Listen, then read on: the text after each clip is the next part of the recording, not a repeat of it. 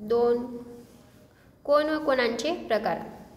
काटकोन 90च्या कोनाला आपण काय म्हणतो? काटकोन असे म्हणतो.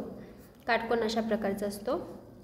लघुकोन काटकोनापेक्षा लहान असणाऱ्या कोनाला आपण लघुकोन असं म्हणतो. लघुकोन हा 90 अंशापेक्षा कमी असतो.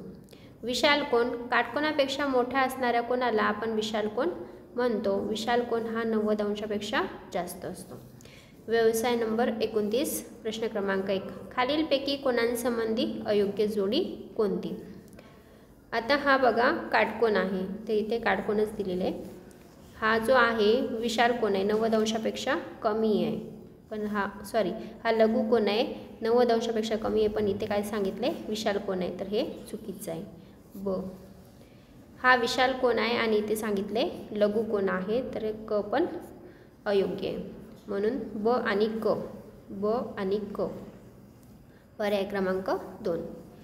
खालीलपैकी कोणत्या वेळी घड्याळात तास काटा व मिनिट काटा यांच्यात विशाल कोन तयार होतो. 7:15 वाजता. 7 वाजता म्हणजे 12 आणि 7 याच्यामध्ये विशाल कोन तयार होतो, बरोबर. 4:30 वाजता. 4:30 वाजता म्हणजे एक काटा 4 वर असेल आणि दुसरा 6:30 वाजता असेल, तर तो लघुकोन तयार होतो, विशाल कोन नाही होत. 8 वाजता एक काटा कितीवर असेल? 8 वर आणि 12 वर, तर इथे विशाल कोन तयार होतो.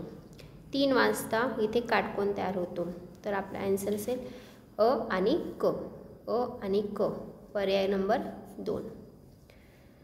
खालीलपैकी काटकोनाची आकृती कोणती.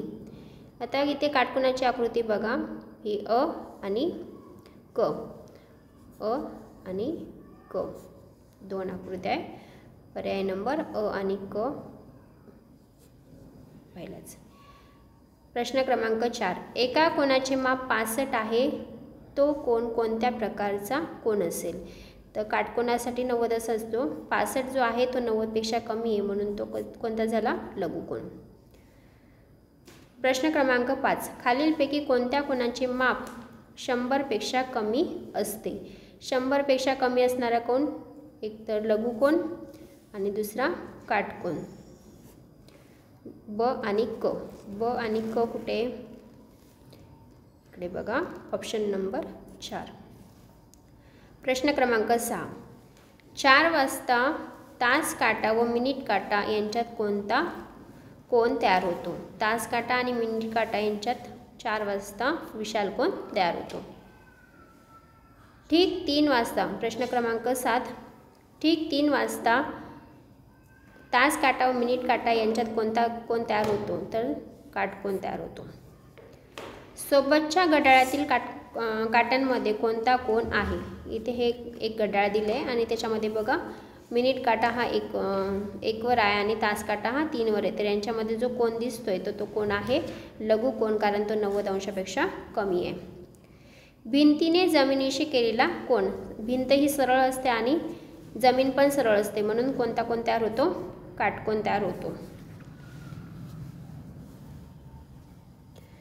प्रश्न क्रमांक 10 हाताचा अंगठा सोडून इतर लगतच्या 2 बोटांमध्ये कोणता कोन तयार होतो. आता हाताचा अंगठा म्हणजे हा, इतर लगतचे 2 बोट यांच्यामध्ये कोणता कोन तयार होतो, तर लघुकोन तयार होतो.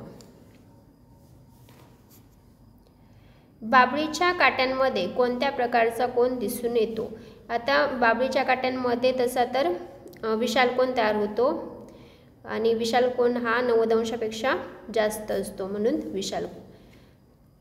प्रश्न क्रमांक 7 सावधान स्थितीत उभे असताना आपल्या शरीराने जमिनीशी केलेला कोन कोणता.